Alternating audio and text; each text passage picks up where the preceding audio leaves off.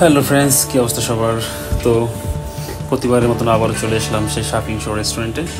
দুইটা উদ্দেশ্যে কথা বলবো। সেটা হলো যে প্রত্যেকটা রেস্টুরেন্টের ভালো দিক থাকে, প্রত্যেকটা রেস্টুরেন্টের আবার খারাপ দিকও থাকে। আমি বরাবরের মতন আগেই বলবো ভালো দিকটা কোনটা। সেটা হলো যে এই যে প্রথমে আমরা ঢুকলাম রেস্টুরেন্টের ভিতরে, খুবই অসাধারণ তারা খুবই ডিজাইন করেছে, এত সুন্দর ডিজাইন করেছে যা দেখারই মতন। শুধু বিভিন্ন স্থানে বসার স্থান করেছে, প্রত্যেকটা ক্যাবিন ক্লাস করে ক্যাবিন করেছে, পাশাপাশি ইন্ডিভিজুয়াল এসিও তারা করেছে প্রত্যেক রুমের জন্য। বিভিন্ন স্থানগুলো ছবি তোলার মতন ভালো তারা ডিজাইনগুলো করেছে, ভালো স্পেসগুলো করেছে। আসলে অনেক কিছু বিষয় আছে সেখানে। সেটা হলো যে ভালো দিকগুলো যেরকম আপনাদেরকে আমি বলতেছি, কিছু খারাপ দিকও আছে, সেটাও বলবো। শুধু ডিজাইন করলেই হবে না, কিন্তু পাশাপাশি কিন্তু খাবারের মানও উন্নত করতে হবে।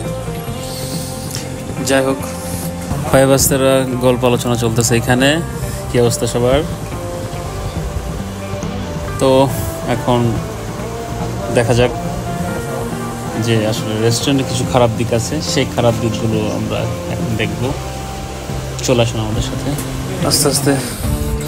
তো চলে আসলাম খাবারের স্পেজে। খাবার আমরা আসলে আগে অর্ডার দিয়েছিলাম, তো আমাদের খাবারগুলো হয়ে গেছে। আমি জাস্ট আপনাদেরকে দেখাচ্ছি খাবারের আইটেমগুলো। এই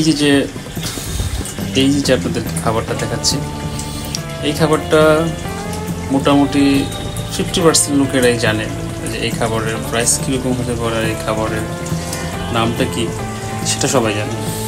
এনিওয়ে, তারপরও আমরা আপনাদেরকে স্মরণ করে দিচ্ছি। এটা আমরা নিয়েছিলাম হলো সেট মেনু 1। সেট মেনু 1-এর মধ্যে এই রকম খাবারটা দিয়েছিল। তবে এইটুকু খাবার দিয়ে ওনারা 400 টাকা পার হেড, মানে সেট মেনু পার হেড 400 টাকা। এই যে মানে 400 টাকা ওনারা প্রাইস নিয়েছে, এটা কি খাবার উন্নতি ঠিক হলো? বা বাংলাদেশে আরও উন্নত মানের রেস্টুরেন্টগুলো আছে, ওটাও বিবেচনা করতে হবে তাদেরকে যে এই খাবারের প্রাইস কী এরকম হয়।